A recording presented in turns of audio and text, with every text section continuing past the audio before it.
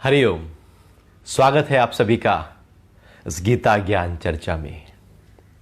आज हम 5वें अध्याय के 20वें श्लोक से प्रारंभ करते हैं, जहां भगवान कह रहे हैं कि प्रिय को प्राप्त कर हर्षित न हो और अप्रिय को प्राप्त कर उद्विग्न न हो। ऐसा संशय रहित व स्थिर बुद्धि वाला ब्रह्मज्ञानी ब्रह्म में ही स्थित है। दो बड़ी महत्वपूर्ण बातों की चर्चा भगवान यहां पर कर रहे हैं।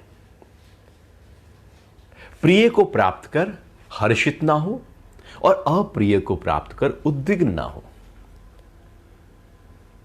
यदि हम जीवन की दौड़ को देखें तो बस प्रिय और अप्रिय की तरफ ही हो रही है। जो प्रिय है, अच्छा लगता है, सुख देता है, आंखों को अच्छा लगता है, विकारों के हिसाब से है, मेरे हिसाब से है, उसकी तरफ हम भागते हैं, उसको पाना चाहते हैं, उसमें रहना चाहते हैं, उसको पकड़ लेना चाहते हैं। तो प्रिय की तरफ हम दौड़े जा रहे हैं। पूरे जीवन भर प्रिय की तरफ ही दौड़ है। और अप्रिय, जो अच्छा नहीं लगता, जो दुश्मन है, जहां द्वेष है, जहां पर विकार पूरे नहीं हो रहे, इच्छा पूरी नहीं हो रही, जो अप्रिय है, जो अच्छा नहीं लगता किसी भी स्तर पर, उससे दूर भागे जा रहे हैं। तो प्रिय की तरफ दौड़ रहे हैं, अप्रिय से दूर भाग रहे हैं। तो कोई प्रिय की तरफ जा रहा है, कोई अप्रिय की तरफ जा रहा है। किसी का मुख आगे की तरफ है, किसी का पीछे की तरफ है। दौड़ दोनों में लगी है।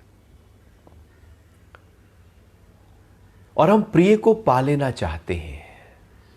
आप कभी देखना, जो प्रिय आज हमारा है, जो लगता है कि ये तो बहुत अच्छा है, वो तब तक अच्छा दिखता है जब तक वो मेरे पास ना आ जाए, मुझे मिल ना जाए, मैं उसे भोग ना लूं।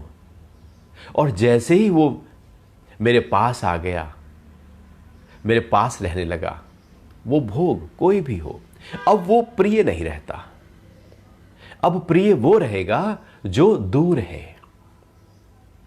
फिर जब वो दूर है तो उसकी तरफ दौड़ शुरू हो जाएगी। जब उसकी तरफ दौड़ हो जाएगी तो उसे पालेंगे किसी ना किसी तरीके से। अब जब उसे पालेंगे तो अब वो प्रिय नहीं रहेगा, अब कुछ और प्रिय हो जाएगा। प्रिय की तरफ दौड़ लगी हुई है एक। और जब प्रिय मिलता है तो बहुत खुश हो जाते हैं, वाह, पार्टी करते हैं, लड्डू बांटते हैं और पता नहीं क्या क्या। हम मेरे मन पसंद काम हो जाए तो हमारे खुशी का जो ठिकाना है वो रहता नहीं है, क्योंकि हम पूरी तरह से हर्ष उल्लास के साथ आ जाते हैं, क्योंकि प्रिय मिल गया है। और यदि कोई अप्रिय हो जाए घटना, तो देखो आपके हम कितने दुखी हो जाते हैं, डिप्रेस हो जाते हैं, परेशान हो जाते हैं, हताश हो जाते हैं, निराश हो जाते हैं, मायूस हो जाते हैं, गुमसुदर से बैठ जाते हैं, क्योंकि अप्रिय हो गया। तो अप्रिय भी हमारे मन को हिला रहा है और प्रिय भी हमारे मन को हिला रहा है। एक में मन हर्ष से भर गया, एक में मन उद्विग्न से भर गया। एक ऊर्जा की ऊंचाई की तरफ लेकर जा रहा है और एक ऊर्जा की निचाई की तरफ लेकर जा रहा है। तो हम तो हिल ही गए ना, क्योंकि आपको प्रिय मिल भी गया, हर्ष हो भी गया, तो वो हर्ष टिकेगा कितना? कभी आप देखना, वो हर्ष आखिर टिकता कितना है। वो लड़के की शादी मनपसंद लड़की से हो जाए, लड़की की शादी मनपसंद लड़के से हो जाए, वो जो हर्ष उल्लास है वो फिर बाद में रहता कितना है। प्रिय से प्रिय वस्तु भी वहां हमारे मन में उसके लिए जो हर्ष का भाव है वो टिकता नहीं है, वो हिलता रहता है, क्योंकि यहां कुछ भी स्थिर नहीं है। लेकिन हम फिर भी बार बार पूरे जीवन प्रिय अच्छा लगा, उसमें हर्ष बुरा लगा, उसमें हम उद्विग्न हो गए। अब ये जो हर्ष है और उद्विग्नता है, प्रिय और ये अप्रिय, ये बहुत ही स्थूल स्तर पर काम करता है, केवल इंद्रियों और मन के स्तर पर काम करता है। आंखों को कुछ अच्छा लग जाए तो प्रिय, बुरा लग जाए, भद्दा लग जाए तो अप्रिय। कान को शब्द अच्छे लग जाए, मान के हैं, सम्मान के हैं, बड़ाई के हैं, प्रिय। कोई अपमान करने लगे, निंदा करने लगे, अप्रिय। खुशबू मेरे पसंद आ जाए, प्रिय। मेरे पसंद की ना हो तो अप्रिय। स्वाद मेरे मन पसंद का हो, जैसा मैं नमक चाहता हूं, मिर्च चाहता हूं, तो प्रिय। और यदि मेरे पसंद का ना हो तो अप्रिय। तो और ऐसी टच है, एहसास है। किसी का टच, जैसे कोमल का फूल कोमल है, उसका टच प्रिय और कांटों का टच अप्रिय।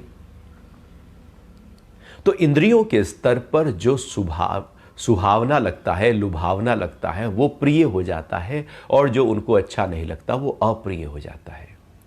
और इंद्रियों के साथ पीछे मन रहता है। जब हम कुछ देखते हैं तो मन भी उसके साथ होता है। मन कहता है ये अच्छा है, तो आंख और मन दोनों साथ हो जाते हैं। उसको हम प्रिय कहते हैं या अप्रिय कहते हैं। और उसके पीछे एकदम साथ में वासना आ जाती है, तो सब चीज साथ में खड़ी हो जाती है। तो ये बहुत ही स्थूल स्तर पर कार्य करता है। तो बाहर के स्तर पर कार्य करता है कि हम हर्ष के साथ जीवन जिए या उद्विग्नता के साथ जीवन जिए। क्योंकि जीवन में दोनों चलते रहते हैं, इसलिए कभी हर्षित है, कभी उद्विग्न है। हम हिलते ही रहते हैं, जैसे हमारी डोर किसी और के ही हाथ में हो। हमारा अपना क्या है फिर?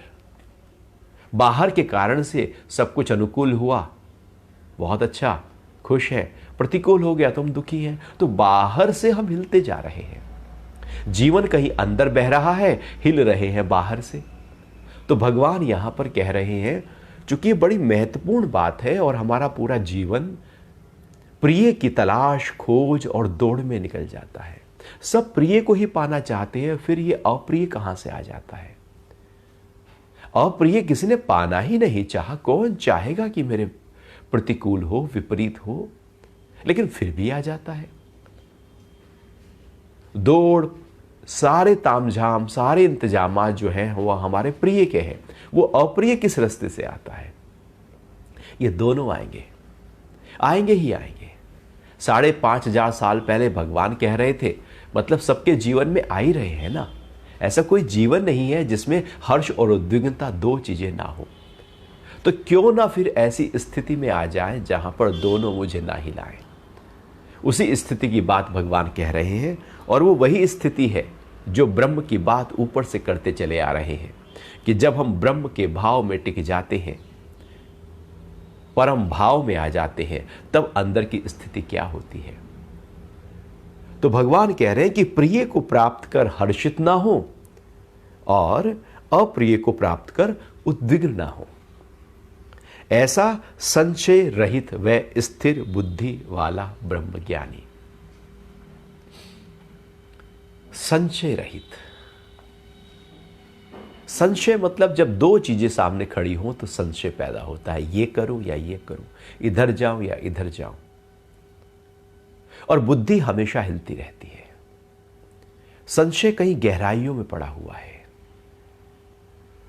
संशय तब पैदा होता है जब हमारे साथ विवेक ना जगा हो, ज्ञान ना हो, क्लैरिटी ना हो, एकदम क्रिस्टल क्लियर, साफ साफ हमको कोई चीज दिख ना रही हो, अंदर संशय आ जाता है। और कई बार संशय इतना प्रबल हो जाता है कि साफ साफ दिख रहा है, तब भी हम संशय के कारण से उसमें डाउट करने लगते हैं, क्योंकि वो संशय की स्थिति अंदर है। संशय मतलब मन की गहराइयों में हलचल, बुद्धि के स्तर पर हलचल। बुद्धि निर्णय नहीं ले पा रही है, वो हिली हुई है। बुद्धि का निर्णय ना लेना समझो कि संशय के भाव में बने रहना। ये जो संशय है, ये जो संशयात्मिका बुद्धि है, ये बड़ा विचलित करती है जीवन में। हमारी सारी हलचल, सारी उद्विग्नता, सारे कष्ट निर्णय सही प्रकार से ना लेने के कारण से पैदा होते हैं। संशय निर्णय लेने नहीं देता। छोटा निर्णय हो या बड़ा निर्णय हो, संशय आ गया तो एनर्जी चली जाएगी, समय चला जाएगा, लेकिन हम कहीं पहुंच नहीं पाएंगे। हम वहीं घूमते रहेंगे, ऐसे ही घूमते रहेंगे जैसे मेले में जाते हैं ना तो वहां पर घोड़े पर बैठकर चक्री घुमाते हैं या झूले पे घूमते हैं, हम घूमते बहुत हैं।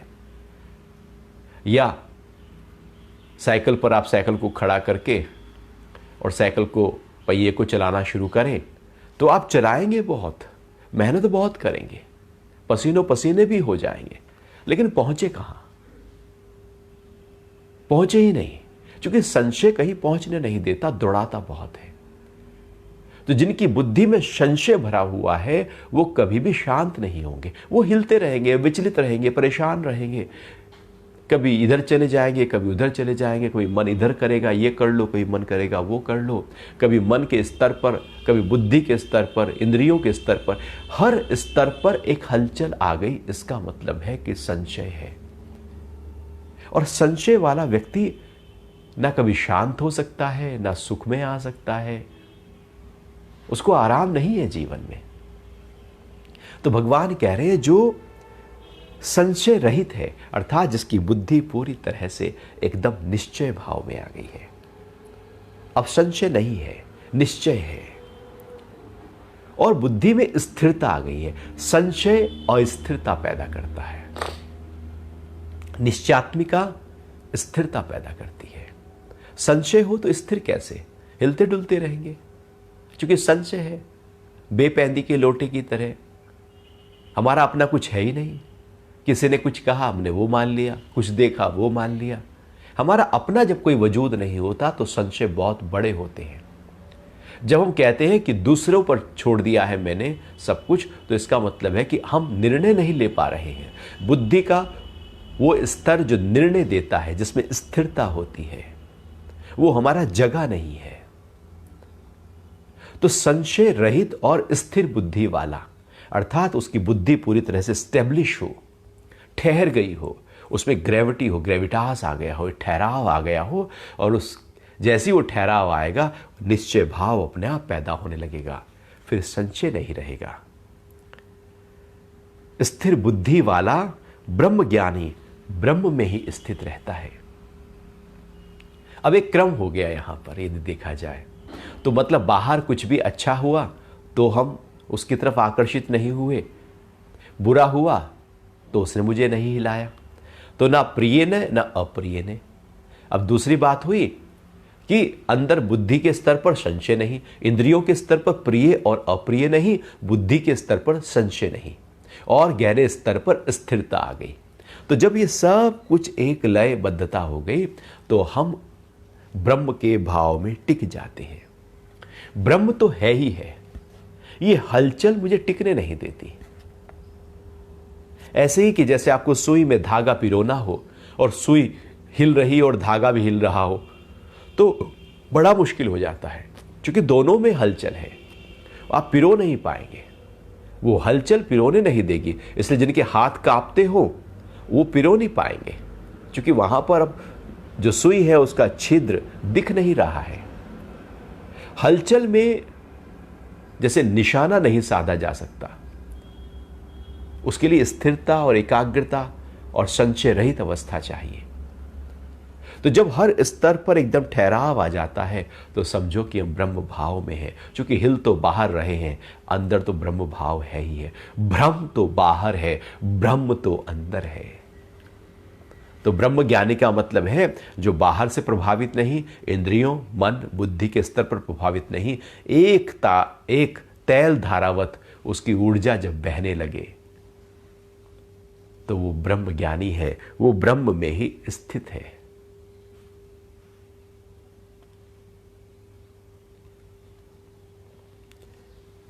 अगले श्लोक की तरफ बढ़ते हैं, अध्याय 5 और ये श्लोक है 21। भगवान आगे कह रहे हैं कि बाह्य विषयों में आसक्ति रहित होकर जो आत्मा में ही सुख को प्राप्त करता है, ऐसा ब्रह्म योग युक्त पुरुष अक्षय सुख को प्राप्त करता है। जीवन में हम सबको सुख चाहिए, लेकिन बाहर का जो जगत का सुख है वो आता है जाता है। आएगा चला जाएगा, फिर आएगा फिर चला जाएगा। हम खोजेंगे। सुख की खोज ही सुख को दूर भगा देती है। शांति की खोज ही शांति को दूर भगा देती है। क्योंकि शांति के पीछे भागेंगे तो हलचल पैदा होगी। शांति तो स्थिरता में है, वो पहले से ही है। सुख पहले से ही अंदर है, हम उसे खोज रहे हैं, ढूंढ रहे हैं, दौड़ रहे हैं। आराम में बैठे हैं और अब हम आराम को ढूंढने घर से बाहर निकल गए। तो आराम में बैठे ही थे और ढूंढने निकले, समझो आराम गया। सुख की खोज शुरू हुई कि समझो सुख गया। शांति की खोज हुई, समझो शांति गई। हम सुख की खोज में हैं और सुख जो बाहर से आता है वो चला जाता है और जीवन पर्यंत तक ये सिलसिला चलता रहता है। आंख मिचोली का खेल है, सांप सीढ़ी का खेल है कि बस चढ़े ही थे कि ऊपर, सांप ने काटा, हम नीचे आ गए। अब बिल्कुल नीचे ही थे कि सीढ़ी पर चढ़े और ऊपर चढ़ गए। जीवन भर कभी सुख इतनी ऊंचाई पर हमें ले जाएगा, कभी दुख एकदम नीचे जमीन पर लाकर पटक देगा। भगवान यहां पर जो बात कर रहे हैं वो बात कर रहे हैं अक्षय सुख की। एक ऐसा सुख जो हमेशा रहे। अक्षय, क्षय कहते हैं क्षीणता। अक्षय मतलब जिसमें जरा सा भी परिवर्तन ना हो, जो डेटोरिएट ना हो, जो नष्ट ना हो, जिसका ह्रास ना हो, वो अक्षय है। सुख है और वो कांस्टेंट बना हुआ है, लगातार एक सुख अंतरतम में। यदि हम चाहते हैं तो हमें ब्रह्म के भाव में आना होगा, क्योंकि अक्षय सुख, सदा रहने वाला सुख मेरे भीतर है।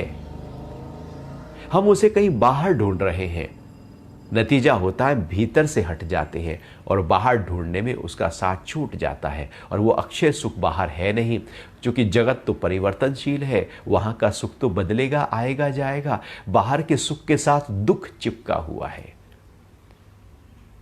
जगत का सुख दुख के साथ आता है, लेकिन जो आत्मा का सुख है वो अक्षय सुख है, जो लगातार रहता है। तो ये कब आएगा? भगवान इसी की बात कर रहे हैं कि बाह्य विषयों में आसक्ति रहित होकर जो आत्मा में ही सुख को प्राप्त करता है। तो पहली बात है कि ये जो बाहर के विषय हैं, जहां पर हमारी तलाश सुख की है, हम जहां भी भागते हैं ना, आप कभी देखना, हम केवल सुख के लिए भागते हैं कि मुझे सुख मिलेगा, सुकून मिलेगा, आराम मिलेगा। सारे प्रयास, सारे तामझाम, सारी कोशिशें, सारे झगड़े, सारी चोरी, सारा झूठ किस लिए? आखिर में केवल सुख के लिए।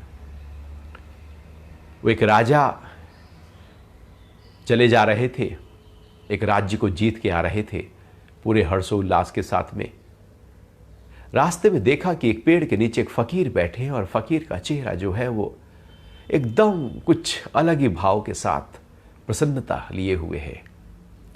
राजा ने देखा, ऐसा चेहरा तो मैंने आज तक नहीं देखा। क्या दिव्यता है, क्या अलौकिकता है, क्या प्रसन्नता है, क्या भीतर की शांति है जो बाहर प्रकट हो रही है। राजा से रहा नहीं गया, रथ से उतरकर प्रणाम किया। वो पेड़ के नीचे बैठे थे, फटे पुराने से कपड़े हैं, लेकिन चेहरे पर दमक है, चमक है। प्रणाम करके राजा ने कहा कि भगवान, यदि आप चाहे तो आप मेरे साथ चल सकते हैं। आपकी जो दिव्यता है वो अलौकिक है, मैंने आज तक ऐसी दिव्यता नहीं देखी। आप तो बड़े ही संत हैं, महापुरुष हैं, और आप यहाँ पेड़ के नीचे क्या कर रहे हैं? आप मेरे साथ चलें। तो संत ने कहा, हे राजन, मैं आपके साथ जाकर क्या करूँगा? तो राजा ने कहा, नहीं, आप मेरे राजमहल में रहिएगा, आप मेरे अतिथि बनकर मेरा आतिथ्य स्वीकार करें और वहाँ पर सब सुख सुविधा के साधन आपको उपलब्ध होंगे, अच्छा खाना, अच्छे कपड़े, अच्छा रहने के लिए महल। तो संत ने कहा, भगवान राजन, एक बात तो बताओ, मैं आपके साथ गया तो उसके बाद ये सब मिला, फिर उसके बाद क्या होगा, इससे होगा क्या?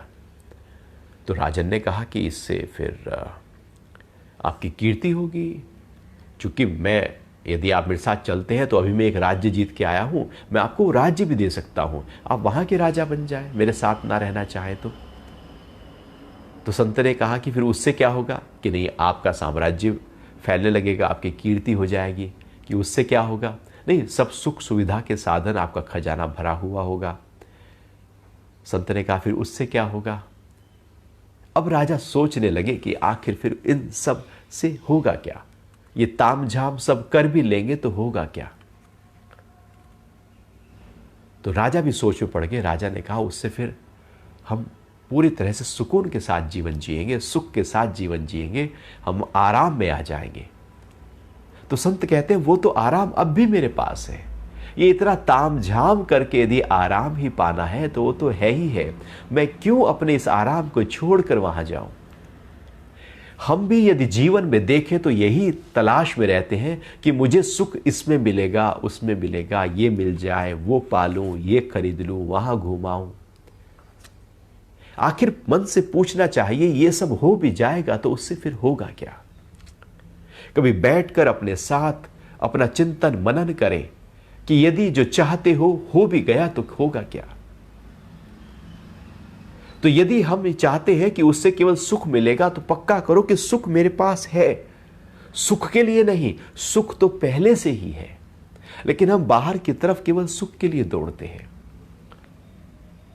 और जब वो चीज मिल जाती है, आप कभी देखना कोई भी कीमती चीज आप खरीद लाए, उसका सुख थोड़ी देर का था, उसके बाद वो गया, भूल भी गए आप वो आई थी। जब तक नहीं आई तब तक आप बहुत अंदर हलचल में थे, जैसे आग लग गई हो अंदर। बाह्य वस्तुएं हमें हिलाएंगी और हम दौड़ते रहते हैं। तो बाह्य जो पदार्थ है, बाह्य जो विषय है, उनकी तरफ आसक्ति ना हो, अटैचमेंट ना हो, उनकी तरफ पकड़ ना हो। फिर क्या करें, वहां से हटाकर सारी ऊर्जा को, सारी शक्ति को अंतरतम में, अपने ही स्वरूप में आपको लगाना है। तो बाहर से हटाकर अंदर जैसे ही लगाएंगे तो आत्मिक सुख पैदा हो जाएगा। ऊर्जा जो बाहर की तरफ बह रही थी, वहां से हटाकर उसको अंदर की तरफ ही तो लाना है बस। वो बाहर बह रही है, आसक्त हुए हैं विषयों की तरफ, वहां हलचल है, दुख सुख है, सब है वहां पर, जीवन के सारे थपेड़े हैं। लेकिन उसी ऊर्जा को इकट्ठा करके यदि हमने उसको अपने ही अंतरतम में ले गए, वहां पर जो सुख मिलेगा उसकी बात ही कुछ निराली है। क्यों लोग ध्यान में बैठे रहते हैं, क्यों प्रार्थना करते हैं, क्यों एकांत, क्यों मौन, क्यों सन्यास, आखिर क्यों। कुछ तो है। आखिर ये अध्यात्म हजारों सालों से चला रहा है, कुछ तो है जो लोगों को आकर्षित करता है। कितना भी भोग क्यों ना हो, लेकिन इसकी तरफ आकर्षण फिर भी बना रहता है। सब कुछ ऐशो आराम हो, धन से भरा हुआ भंडार हो, फिर भी आत्मिक सुख की तरफ व्यक्ति दौड़ते चला जाता है। इसलिए हमारी परंपरा में अधिकतर राजाओं के पास गुरु होते थे और वो ज्ञान चर्चा में रहते थे। क्योंकि राजा का जो सुख है वो सुख आने जाने वाला है, बाहर का है, लेकिन जो आत्मिक सुख है, अंदर का सुख है, वो तो अनूठा सुख है। तो भगवान कह रहे हैं कि आत्मिक सुख की तरफ जो आ जाता है, अंदर के सुख की तरफ, हमने ऊर्जा को, ध्यान को, समय को, शक्ति को सब बाहर लगाया। अच्छा, बाहर चीजें इकट्ठी हो भी गई तो फिर उससे क्या होगा। सब तामझाम करके, मेहनत करके, दिन रात एक करके सब हो भी गया, उससे होगा क्या। और अंदर का सुकून कहीं चला गया। हां, सब हो, अंदर का सुकून पकड़ा हुआ हो तो बात कुछ और है। बाहर सब ऐशो आराम हो, धन हो, पद हो, प्रतिष्ठा हो, स्वास्थ्य हो, और अंदर का सुख भी साथ साथ बह रहा हो, आत्मिक सुख भी हो, और अध्यात्म को मैंने अपने जीवन का हिस्सा बनाया हो, तो बहुत अच्छा है। और अध्यात्म यही कार्य करता है, वो बुद्धि को खोल देता है, जगत के हर कार्य को हम सही प्रकार से करने लगते हैं और आत्मिक सुख को अनुभव करते रहते हैं। लेकिन जब अध्यात्म जीवन में नहीं होता तो हमारी ऊर्जा केवल बाहर बहती है, और फिर बाद में ऐसा लगता है कि आखिर ये सब किया भी था तो किसके लिए किया। वो व्यक्ति कहता है बच्चों के लिए किया, बच्चे बड़े हो जाते हैं, आंख दिखाने लगते हैं, कुछ बोलने लगते हैं, तो फिर बाद में मन, बुढ़ापे में व्यक्ति कहता है बेकार में इनके लिए किया, ये तो मुझसे बोलते भी नहीं है, ध्यान भी नहीं देते। तो मन जो है बाद में परेशान करेगा, वो कहेगा कि बेकार में इतना समय लगाया इन चीजों को इकट्ठा करने में, ये सब बेकार की हो गई। महल हो व्यक्ति के पास में, और जब शक्ति ना हो शरीर में, उम्र के उस बुढ़ापे, उस वृद्धावस्था के दौरान, तो एक ही कमरे में व्यक्ति बस पड़ा रहता है, एक ही खाट पे पड़ा रहता है। वो महल बेकार है, वो बड़े से बड़ा घर बेकार हो जाता है। उसे तो केवल एक चारपाई चाहिए। वो तामझाम किया है, सारी शक्ति ऊर्जा दी है, लेकिन आत्मिक सुख यदि नहीं आया तो वो तो सब फीका है। जैसे रसगुल्ले में चीनी ही ना हो, फीका है। सब्जी में नमक ही ना हो, कितनी भी अच्छी से अच्छी सब सब्जी आप बना लो, नमक ना हो उसमें, तो वो सब बेकार हो गया। मिठाई में चीनी ना हो, सब्जी में नमक ना हो, दोनों का स्वाद बेकार है। आत्मिक सुख ऐसा ही है जीवन में कि बाहर सब कुछ हो, लेकिन अंदर का सुख भी मेरे साथ साथ चल रहा हो। तो भगवान कह रहे हैं कि ऐसा ब्रह्म योग युक्त पुरुष अक्षय सुख को प्राप्त करता है। अब लगातार उसके अंदर सुख ही सुख रहता है। बाहर कोई गाली दे रहा है, मान कर रहा है, अपमान कर रहा है, व्यक्ति कर्मठ है, वो कर्म कर रहा है। लाभ हुआ ठीक है, हानि हुई तो ठीक है, उसने अपना कर्म किया। हम अपना कर्म करें, आप सबको प्यार करें, सबकी देखभाल करें, घर में अच्छी तरह से बात करें, बोलें। अब वहां से क्या आता है उस पर अपने मन को ना चलाएं। आपने कर्म किया, फल आया नहीं आया, वहां मन ना चलाएं। हमारा मन चलने लगता है, नतीजा होता है कि हम हिल जाते हैं। आप अपने उस ब्रह्म भाव में रहे, अपने शांति, प्रसन्नता, आनंद और संतुलितता को बनाए रखें। आप बाहर की हलचलों का प्रभाव आप पर नहीं होगा। संतुलन आप अंदर पकड़ ले, और अंदर लगातार संतुलन बह रहा है। यह संतुलन ही तो ब्रह्म भाव है कि हर स्तर पर एक ऐसा समता का भाव अंदर आ जाए कि रत्ती भर भी असंतुलित ना हूं मैं, मेरी ऊर्जा किसी भी स्तर पर इंबैलेंस ना हो,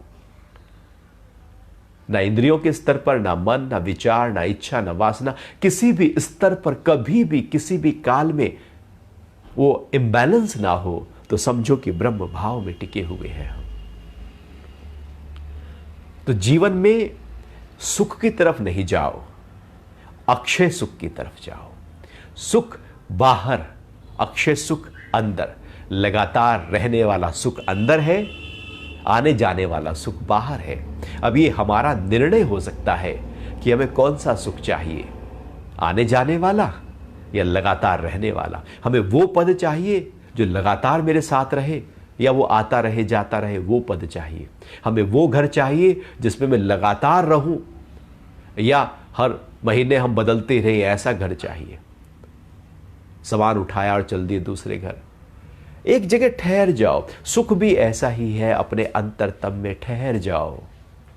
भगवान उसी ही ब्रह्म योग युक्त स्थिति की बात कर रहे हैं कि जैसे ही अपने साथ जुड़ते हो आपको सुख मिल जाएगा। और जीवन में बाहर सुख के लिए तो दौड़ रहे थे, भगवान कह रहे अंदर है। तू बाहर जिसके लिए दौड़ रहा है वो पहले से ही अंदर है। खजाना तो तेरे अंदर पड़ा है, तू तलाश बाहर रहा है। तो सुख भीतर है, उस सुख को पहचानना है। इसलिए ध्यान जब करने लगते हैं, उतरने लगते हैं, प्रार्थना में उतरने लगते हैं, तो बहुत लंबे समय तक सुकून आने लगता है।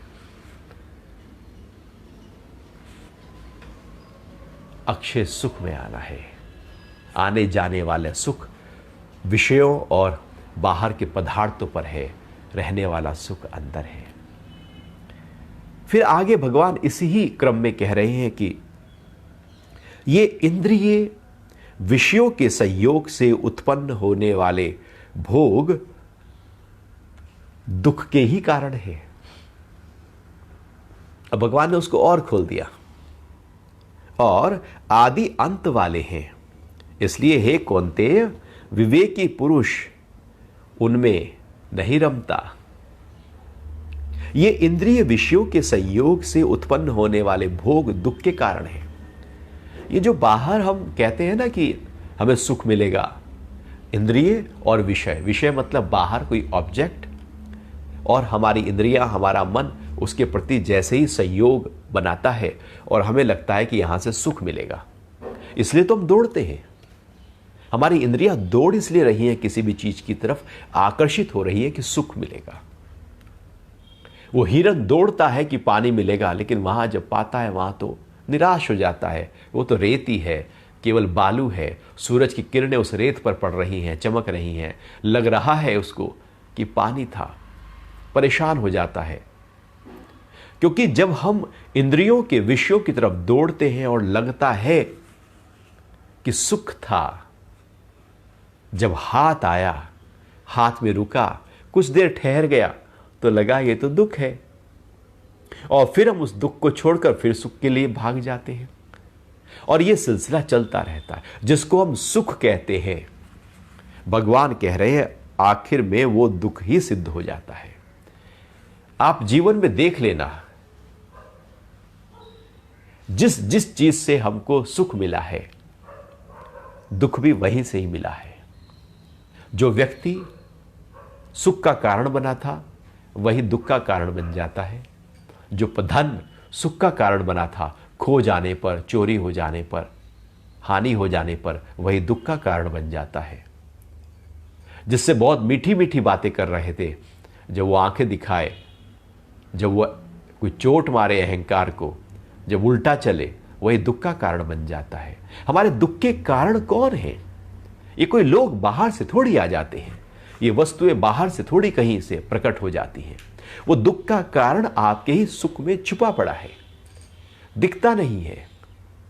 जैसे धूप में आप बैठो कुछ देर के लिए, वो धूप बड़ी सुहानी लगती है, आप लगातार बैठने लगो तो फिर स्किन जलने लगती है। प्रारंभ में सुख था, लेकिन उसके बाद फिर दुख।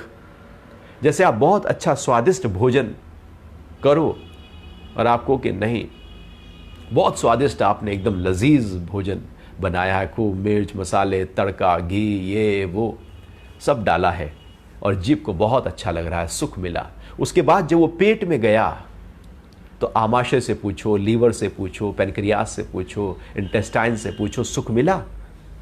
वो तो उपद्रव कर देंगी, वो तो एसिडिटी कराएंगी, वो तो गैस बनाएंगी, वो तो कॉन्स्टिपेशन करेंगी, वो तो पेट में सब हलचल उपद्रव पैदा कर देंगी, क्योंकि वहां सुख नहीं है। सुख केवल ऊपर के स्तर पर था और बाकी स्तर पर तो दुख खड़ा है। सुख तो क्षणिक था, जीभ में तो वो चीज कुछ देर के लिए थी, लेकिन लंबे समय तक तो 16 से 18 घंटे तो हमारे पेट में वो भोजन रहा, उसने तो उपद्रव किया, उसने तो दुख दिया। तो सुख थोड़ी देर का है, दुख फिर लंबे समय का है। कोई भी महंगी से महंगी कार खरीद लाओ, सुख मिलेगा, लेकिन उसके बाद उसका मेंटेनेंस कराने जाओगे, उसको सड़क पर लेकर जाओगे, कोई स्क्रैच ना मार दे, कोई चोरी ना कर ले, किसी को कोई मांगने आए तो दोगे नहीं, जो कहीं गलत ड्राइव ना कर ले, उसके साथ बहुत सारे दुख हमने खड़े किए हैं। हमने ही खड़े किए हैं अपने दुख। हमने सुख के साथ में दुख को भी इनवाइट किया है। इसलिए भगवान सुख की बात ही नहीं कर रहे हैं, वो कह रहे हैं एंड में हर सुख दुख के रूप में प्रकट हो जाता है। जैसे फल कोई भी आप लेकर आओ, आम है, बहुत अच्छा दिख रहा है, लेकिन थोड़ी देर बाद में, 1-2 दिन बाद में यदि बाहर ही छोड़ दिया तो सड़ जाएगा। वो अभी बहुत सुंदर था, उसके बाद वो सड़ गया, बासी हो गया, बेकार हो गया। ऐसी सुख शुरू शुरू में बहुत अच्छा दिखता है, जवां दिखता है, लेकिन उसके बाद वो दुख में ही प्रकट होगा। हर सुख दुख में बदल जाता है। ऐसा कोई सुख नहीं जो दुख में ना पलटे, और ऐसा कोई दुख नहीं जिसके साथ किसी ना किसी रूप में सुख ना खड़ा हो। ये सुख और दुख, फिर सुख फिर दुख, लगातार चलने वाली एक प्रक्रिया है। इंद्रियों के विषय जो भी आप प्राप्त करते हैं, आखिर में दुख ही देते हैं। जीवन में यदि हम देखें, एक लिस्ट अपनी बना लें कि सुख ज्यादा मिला या दुख ज्यादा मिला, तो हम पाएंगे कि अरे पास्ट में आज तक यदि लिस्ट बनाने बैठो तो बहुत सारे सुख ही सुख थे। आप 100 की लिस्ट बना लोगे सुखों की, और आप जब दुख की लिस्ट बनाने बैठोगे तो आपको लगेगा अरे यार दुख तो बहुत ही कम था, कुछ गिने चुने ही दुख है जीवन में, कुछ खास है नहीं। और वो गिने चुने जो हैं, उंगलियों पे जो गिन लो, वो आप लिख लेना, और आप फिर देखना कि मन सुखों में अटकता है या दुखों में अटकता है। वो दो दुख जो है वो 100 सुखों के ऊपर भारी पड़ जाते हैं। दो दुख ही खड़े हो जाते हैं, इतने बड़े हो जाते हैं कि 100 सुख की लिस्ट छोटी हो जाती है। और हम उन्हीं दुखों में ही अपने आप को, अपने मन को ले जाते हैं। इसलिए भगवान कह रहे हैं आखिर में दुख ही मन पकड़ लेगा। भाई ये हर विषय दुख की तरफ ले जाएगा, जैसे पानी ढाल की तरफ ही बहता है। कहीं भी छोड़ दो पानी को, वो ढाल समुद्र तल मतलब निचला स्तर जमीन का, जमीन के निचले स्तर की तरफ ही बहेगा वो, उसका कोई और नहीं, छोर नहीं। ऐसे ही हर इंद्रियों से मिलने वाला सुख दुख की तरफ जाने वाला है। इसलिए भगवान कह रहे हैं कि ये इंद्रिय विषयों के संयोग से उत्पन्न होने वाले भोग दुख के ही कारण है। जितना भी भोग है सब दुख देते हैं, इसलिए सब दुखी हैं, इसलिए संसार दुखमय है, क्योंकि हम भोग में लग गए। योग अक्षय सुख देता है, भोग दुख देता है। भोग में लगता है सुख, दिखता है सुख, लेकिन वहां सुख क्षणिक होता है, उसके बाद वो दुख के रूप में प्रकट हो जाता है। और भगवान फिर कह रहे हैं उसका आदि और अंत नहीं है, बस वो रहेगा। वो दुख आ गया तो बस आ गया, चित्त में उसका छाप पड़ गया तो पड़ गया। कह नहीं सकते कि उसका आदि क्या था, कहां से वो दुख आया, क्योंकि वो कहीं सुख के साथ चिपका हुआ था और वो सुख कहीं दुख के साथ चिपका हुआ था। एक क्रम है ये तो, जो लगातार चलता रहता है। और यदि हम उस बहाव में अपने आप को ले गए, उस धारा में अपने आप को ले गए, तो ये जो भोग है और भोग से जो दुख है ये लगातार हमारे साथ रहेंगे। इसलिए हे कौन्तेय, विवेकी पुरुष उसमें रमता नहीं है, जिससे अपने अंदर से विवेक पैदा कर लिया है। विवेक का मतलब है जो अच्छे और बुरे की पहचान मुझको करा दे, जो कहे कि सही क्या है गलत क्या है, जो कहे कि समय कहाँ देना है, ऊर्जा कहाँ देनी है, जो कहे कि मन का चिंतन कौन सा होना चाहिए, वो विवेक है जो मुझे ऊंचाइयों पर ले जाए। जो विवेक से जीवन जीता है वो भोगों में नहीं अटकता, वो तो अक्षय सुख को पकड़ता है। क्योंकि विवेक का काम यही है कि प्रकृति के बंधन में और पुरुष के मुक्त भाव में वो केवल साफ साफ हमको दोनों का दृश्य दिखा दे और बता दे कि ये है और ये है। जब ये पता लग जाए कि ये बंधन और दुख के कारण है, व्यक्ति उसको छोड़ देता है। केवल जानकारी, केवल होश जब जग जाए। विवेक का मतलब एक ऐसा होश जो लगातार हमारे साथ है, जो बता देता है कि सही और गलत क्या है। जब होश जग गया, पता लग गया कि ये बांध देगा, तो फिर हम उसको थोड़ी पकड़ते हैं। आपने देखा होगा एक छोटा सा बच्चा है, अभी बस 2-3 महीने का ही है, तो कई बार वो पोटी कर देता है और पोटी को भी वो हाथ पैर में सारे में सना देता है। वो हाथ में भी लेकर ऐसे करने लगता है, कभी मुंह पे भी हाथ ले जाता है। अभी उसे पता नहीं है कि वो जो पोटी है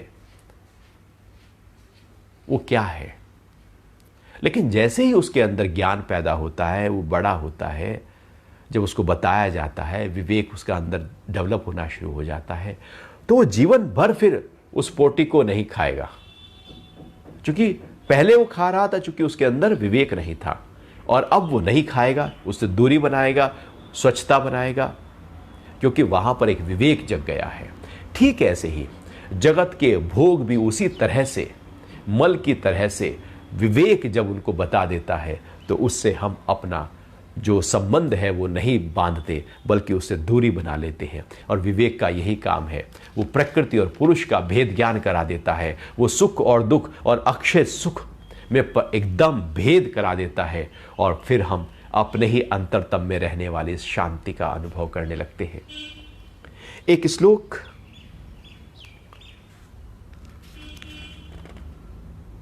और लें, उससे पहले मैं चाहूंगा कि आपके कोई प्रश्न हो तो उस पर चर्चा कर सकते हैं।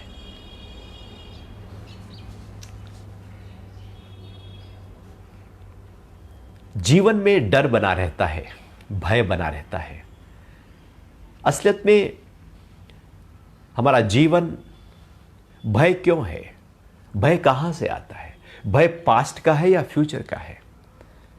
आप पाएंगे पास्ट में दुख है, फ्यूचर में भय है। ऐसा ना हो जाए, ऐसा ना हो जाए, ये ना हो जाए, वो ना हो जाए। जितना मन हमारा फ्यूचर में दौड़ेगा उतना भयभीत होगा। डरे हुए लोग फ्यूचर में जीते हैं, दुखी लोग पास्ट में जीते हैं, प्रसन्न लोग अभी में जीते हैं। हम डरे हुए हैं तो समझो कि मन फ्यूचर में दौड़ रहा है। हम बहुत डिप्रेस हैं, दुखी हैं, समझो कि मन पास्ट में दौड़ गया। भय से अपने आप को उठाना हो तो अपने आप को अभी में लाना होगा। यदि हमने अपने आप को अभी में नहीं लाए तो फिर वो डर सताएगा। और फिर डर से पूछ लो कि भैया ये डर जो है, आखिर ये हो भी गया, घट भी गया तो क्या होगा? So what? ये घट गया, धन की हानि हो गई तो क्या होगा? संबंध दूर हो गए तो क्या होगा? आखिर क्या होगा उससे? पूछो। मृत्यु हो गई यदि, आखिर उससे होगा क्या? पूछ तो लो बैठकर आराम से। जब मन हिलता रहता है, उसको गहराई का पता नहीं लगता, तो डराएगा। ऐसे ही डराएगा कि जैसे अंधेरा हो, छोटी गली हो, चोर गलियां होती है ना शहरों में, तो अंधेरा है वहां पर, तो व्यक्ति, बच्चे डरते हैं, भूत है, भूत है। वो डरते ही रहेंगे, सालों साल डरते रहेंगे। लेकिन यदि रोशनी आ गई तो फिर वो डर निकल गया। वो डर तब तक था जब तक अनजाना था। यदि जानकारी, जागरूकता पैदा हो गई तो डर खत्म हो गया। अभी सारे डर अनजाने पर एक धुंधले हो भी सकता है, नहीं भी हो सकता। यदि हो गया तो क्या होगा? हमने कल्पना में डर पालकर अभी को अपने पूरी तरह से तहस नहस किया है। जब कल जो घटेगा तब देखेंगे ना। हम उसकी तैयारी रखें, अपने आप को मजबूती रखें, अपनी संतुलितता को बनाए रखें, संभाव को बनाए रखें। आप कर्मठ रहें, आप हर स्तर पर सुजाग रहें और चलते चलें। अब घर में ही आप घर से निकलने ही वाले थे और आपको लगा है रास्ते में यदि ट्रैफिक हो गया तो क्या होगा, और आप दुखी हो गए कि उस बत्ती पे रोज ट्रैफिक मिलता है, आज भी ट्रैफिक मिला तो क्या होगा, और आप डर रहे हैं, इसलिए आप कार नहीं उठा रहे हैं। आप कार उठाए, चले, देखें, हो सकता है कि ट्रैफिक ना हो। आप पहले से क्यों सोचे हुए हैं कि ट्रैफिक होगा? हो सकता है रास्ता ही साफ हो सकता है कि आप दूसरे रास्ते से निकल जाए, आपको वो उलझन आए ही ना। लेकिन यदि कल्पना में आ गया तो हम डरे डरे ड्राइविंग करने लगेंगे। ऐसे ही जीवन भी डरा डरा सा जिया जाता है। जब जो घटेगा तब घटेगा, अभी से उसकी चिंता करके हम क्यों परेशान हो जाए? जी,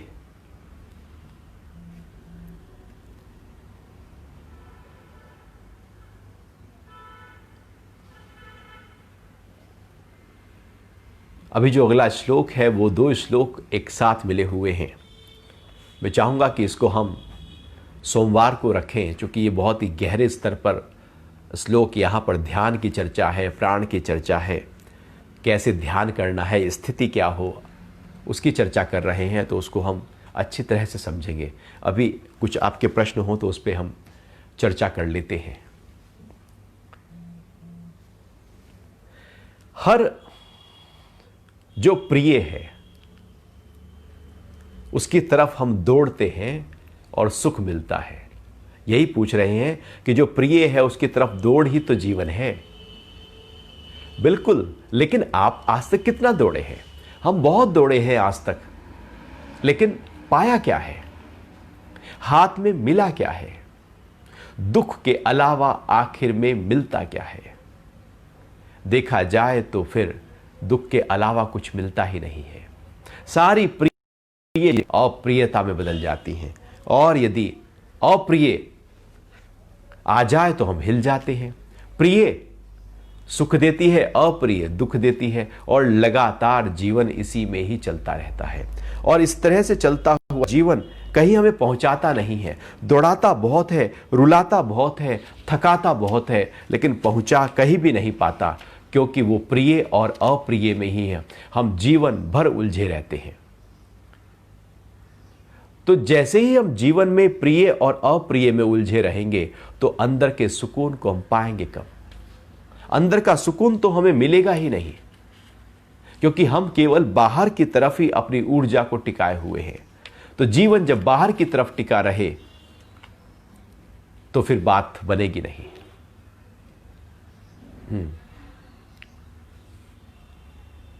तो कह रहे हैं कि जो ध्यान की बात आप इस श्लोक में चर्चा है, क्यों ना आज ही कर लिया जाए उसको।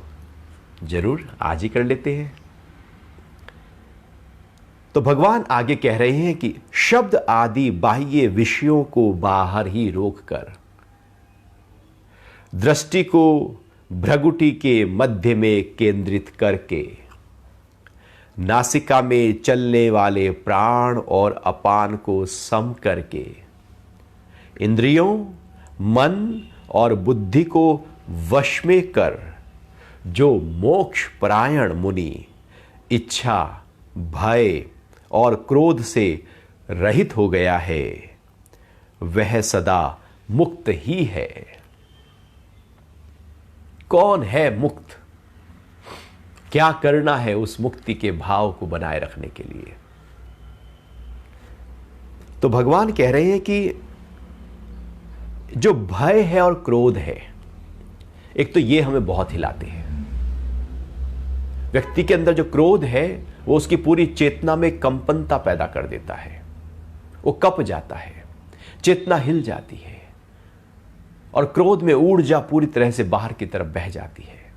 और ये क्रोध सभी के साथ जीवन में घटता रहता है। जब व्यक्ति क्रोध में होता है तो उसके सोचने समझने की शक्ति खत्म हो जाती है, उसका विवेक कहीं खो जाता है, उसका ठहराव, उसकी कोमलता, उसकी महक, उसकी शांति सब खत्म हो जाती है। अपने अंतरतम में जुड़ने के लिए क्रोध से ऊपर उठकर करुणा में जाना है। लेकिन यदि क्रोध में है तो हम तो केवल बहुत ही बाहर के स्तर पर अपने जीवन को ले आए, केवल बाहर बाह्य आवरण की तरफ हमने उसको रख दिया और हम बाहर से कहीं से नाराज हैं या अपने से नाराज हुए बैठे हैं। क्रोध हिला देता है, वो ध्यान में बैठने नहीं देगा। तो क्रोध और भय, ये दो चीजें यदि जीवन में खड़ी हैं तो हम कभी भी मुक्त भाव को अनुभव नहीं कर सकते। भय जैसा अभी बात की कि डर है व्यक्ति के अंदर, मृत्यु का डर, चीजों के चले जाने का डर, संबंधों के चले जाने का डर, धन के छूट जाने का डर, पद के चले जाने का डर, जो मेरा है दूर ना हो जाए। एक डर है जो है वो चला ना जाए। और ये डर हमको कपाता रहता है, हिलाता रहता है, परेशान करता रहता है। डर कभी भी पनपने नहीं देता। किसी को पनपने नहीं दिया उसने आज तक। आप बकरी को रोज घास खिलाओ, खूब हरी घास खिलाओ और शाम को शेर के सामने बैठा दो, बकरी डरने लगेगी। और रोज यही करो, बकरी डरने लगेगी। वो जो खिलाई जा रही है घास, उससे उसका शरीर पनपेगा नहीं, बल्कि जो शाम को थोड़ी देर के लिए एक शेर की झलक दिखा दी जाती है, उसके डर के कारण से दिन भर उसके मन में चलता रहेगा कि शाम होगी तो शेर सामने आएगा और कहीं आज मुझे न खा ले। डर ऊर्जा को अंतर्मुखी होने नहीं देता, क्रोध ऊर्जा को अंतर्मुखी नहीं होने देता, बाहर के स्तर पर बनाए रखता है। और इस कारण से हम अपने स्वरूप का अनुभव नहीं कर पाते। तो भगवान कह रहे हैं कि शब्द आदि बाह्य विषयों को बाहर ही रोककर, अभी जो बाहर के विषय हैं, आंख देखती है, कान सुनता है, नाक सूंघती है, जीभ स्वाद लेती है, त्वचा स्पर्श करती है, ये बाहर से आते हैं सारे विषय। इनको बाहर रोको। जब हम ध्यान में बैठते हैं तो बाहर रोक देते हैं, आंख बंद कर लेते हैं, ऐसी जगह बैठते हैं बाहर की आवाज़ें ना हो, साफ सुथरा स्थान हो, कोई बदबू ना हो, बहुत ज़्यादा ठंडी या बहुत ज़्यादा गर्मी ना हो, त्वचा पर उसका कोई ज़्यादा खास असर सीधी तौर पर ना पड़ रहा हो। तो बाहर के जो विषय हैं उनको बाहर रोक दो और फिर दृष्टि को भ्रू मध्य में केंद्रित करके, तो क्या करना है कि जैसे हम ध्यान में बैठ गए,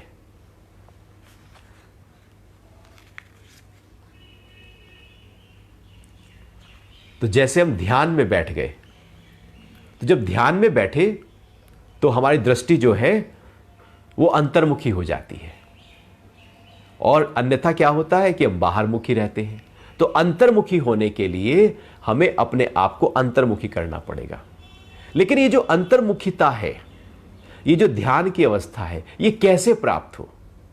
इसके प्राप्त करने के लिए भगवान इससे पहले के श्लोक में चर्चा करते आए हैं ये ध्यान की अवस्था कैसे प्राप्त हो? तो भगवान अध्याय 5 के 23वें श्लोक में कह रहे हैं, देखो जो ध्यान की गहराई है वहां तक पहुंचना है। कैसे ध्यान लग जाए? क्योंकि हमारा ध्यान हम लगाना चाहते हैं, नहीं लगता। क्यों नहीं लगता? क्योंकि डर और क्रोध है।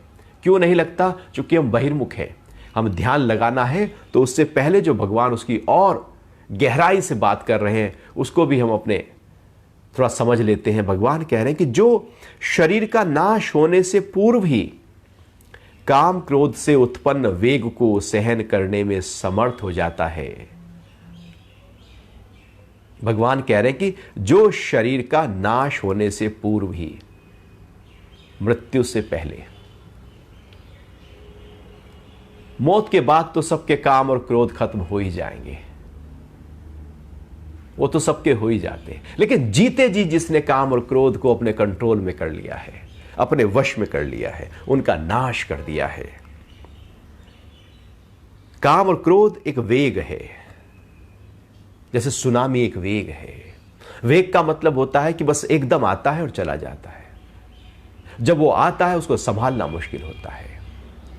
काम और क्रोध का वेग है, हर समय नहीं रहता। ऐसा नहीं कि आप कहें मैं क्रोध 1 महीना लगातार करता रहूंगा एक स्तर का, वो नहीं होगा।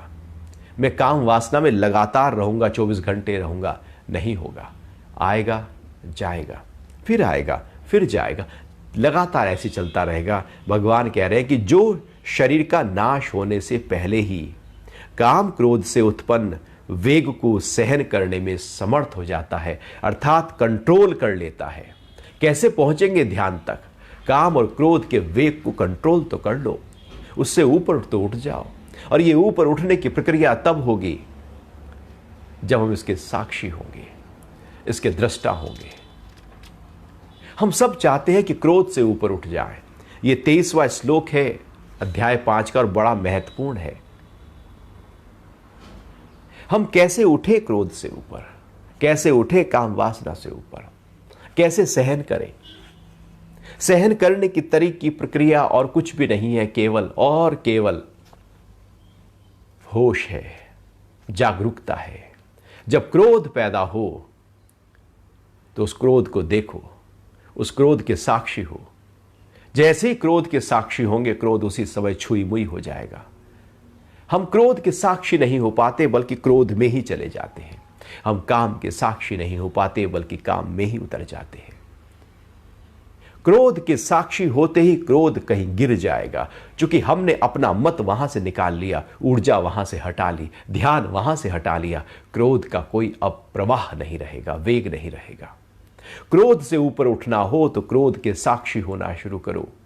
और ये क्रोध के साक्षी हम तब हो पाएंगे जब दिन भर हम साक्षी हैं, दिन भर हर कृत्य के साक्षी हो रहे हैं। हम जो कर रहे हैं साक्षी होते जा रहे हैं, और साक्षी और होश का भाव इतना प्रबल कर लिया है कि हर उठने वाले फुरने में, हर शरीर और इंद्रियों से होने वाले कर्म में हम साक्षी हैं।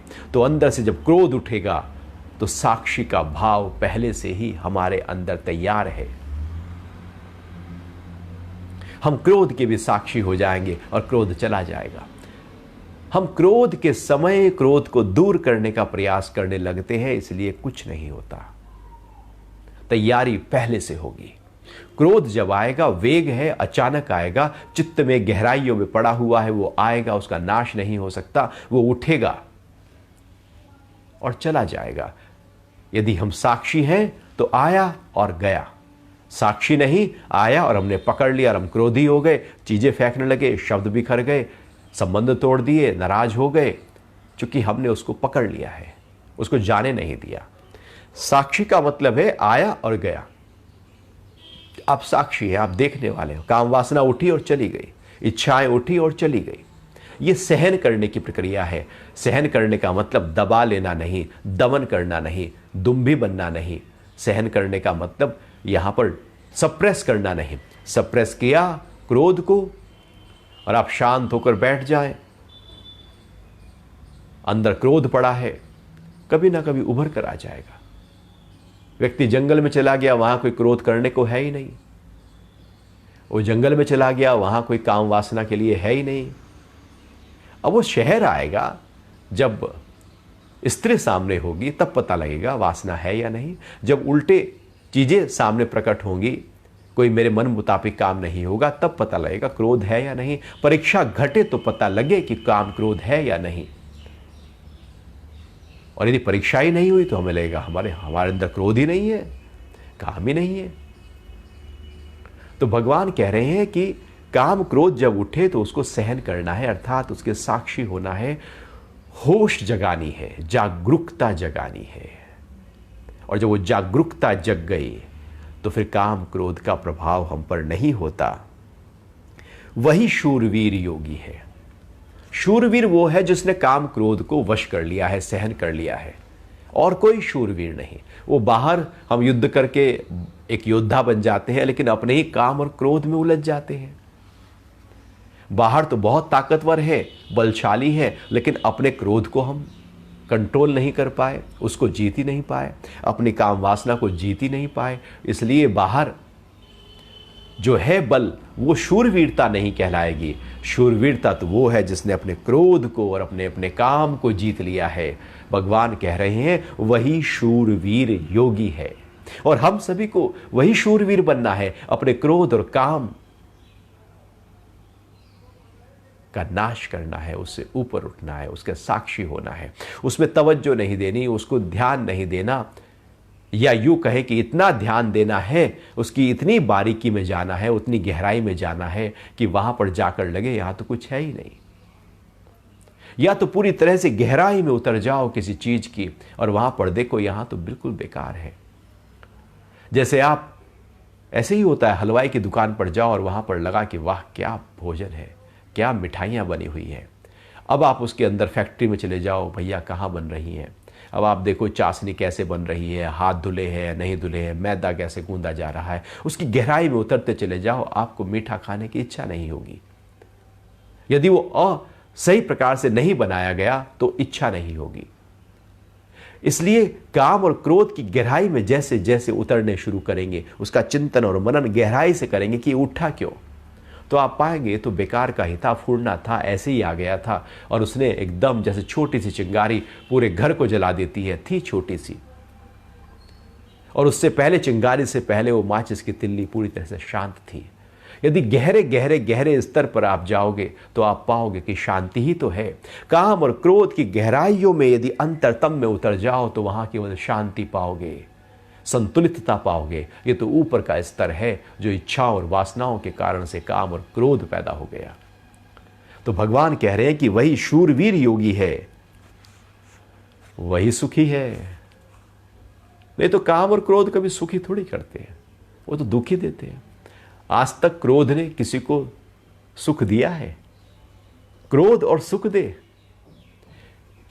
हाँ, हो सकता है कि क्रोध करके मैंने किसी को कष्ट पहुंचाया, उससे मुझे सुख मिला हो, लेकिन क्रोध जब किया तो हमारे ब्रेन सेल्स तो डेड हो गए, हमारा ब्लड प्रेशर तो ऊपर नीचे हो गया, हृदय पर मस्तिष्क पर उसका प्रभाव पड़ा, पूरे शरीर में सारे ऑर्गन्स पर केमिकल रिएक्शंस हुए, सारे शरीर पर एक पॉइजन की तरह उसका इंपैक्ट हुआ। अहंकार पोषित हुआ हो लेकिन शरीर पर तो उसका दुख प्रकट हो ही गया, नुकसान हो ही गया। सुखी वही है जिसने काम और क्रोध को काबू कर लिया है, सहन कर लिया है, उससे ऊपर उठ गया है। क्रोध ही मेरे सुख को हिला देता है, काम ही मेरे सुख को हिला देता है। आप शांत होकर बैठे हैं, कोई काम वासना उठी, कोई इच्छा उठी, आपके सुख को खा गई। ध्यान में आप बैठ जाओ।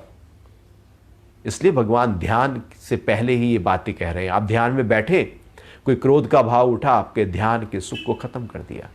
कोई इच्छा उठी, वो सुख चला गया। अब आप उस इच्छा को पूरा करने में चले जाओगे। भगवान कह रहे हैं वही सुखी है। तो इस तरह से ये 23वां श्लोक है। और आगे की जो श्लोक हैं वो बड़े महत्वपूर्ण हैं, चूंकि अब ये 5वें अध्याय का सार होता जा रहा है गहराई के साथ में। और फिर इसका जो अंतिम पड़ाव है, जो ध्यान की बात हम कर रहे थे, और फिर जो 6वां अध्याय है वो ध्यान की और गहराइयों की बात करेगा। अब ध्यान शुरू हो जाएगा, कैसे ध्यान में उतरना है।